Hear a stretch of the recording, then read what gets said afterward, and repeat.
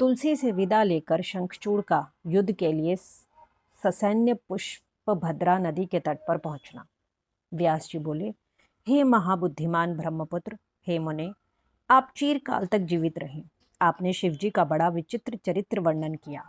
अब आप विस्तार पूर्वक बताइए कि शिवजी के दूत के चले जाने पर प्रतापी शंखचूड़ ने क्या किया।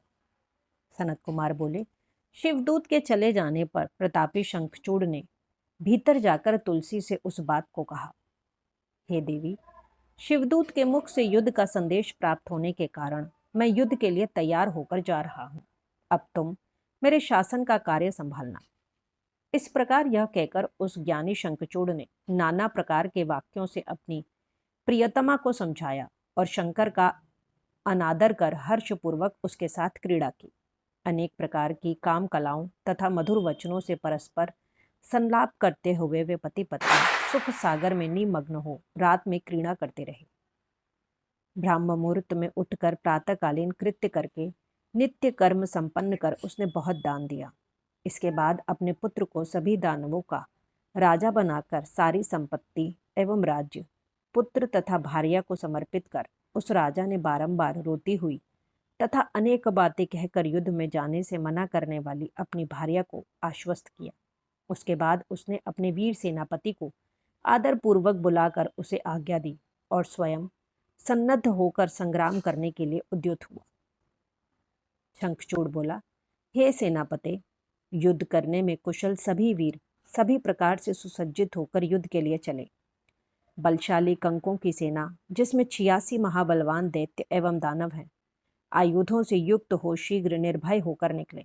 असुरों के 50 कुल, जिसमें करोड़ों महावीर हैं, वे भी देव पक्षपाती शंकर से युद्ध करने के लिए निकले। धूम्र नामक दैत्यों के 100 कुल शिव से युद्ध करने के लिए मेरी आज्ञा से शीघ्र निकले।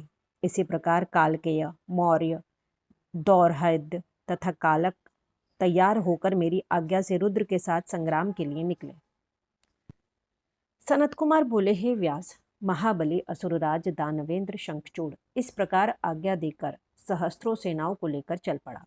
युद्ध शास्त्र में प्रवीण, महारथी, महावीर, रथियों में श्रेष्ठ तथा वीरों में भयंकर उसके सेनापति ने भी 3 लाख अक्षौहिणी सेना से युक्त होकर मंडल बनाया और वह युद्ध करने के लिए शिविर से बाहर निकला। शंखचूड़ भी उत्तम रत्नों से बने हुए विमान पर चढ़कर गुरुजनों को आगे कर संग्राम के लिए चला।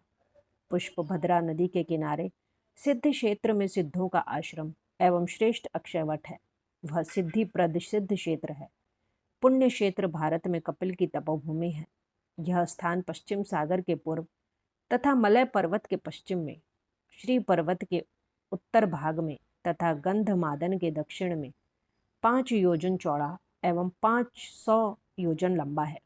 भारत में शुद्ध स्फटिक के समान जल वाली उत्तम पुण्य प्रदान करने वाली जलपूर्ण तथा रम्य पुष्पभद्रा तथा सरस्वती नदी है, जो शार समुद्र की प्रिय भार्या है।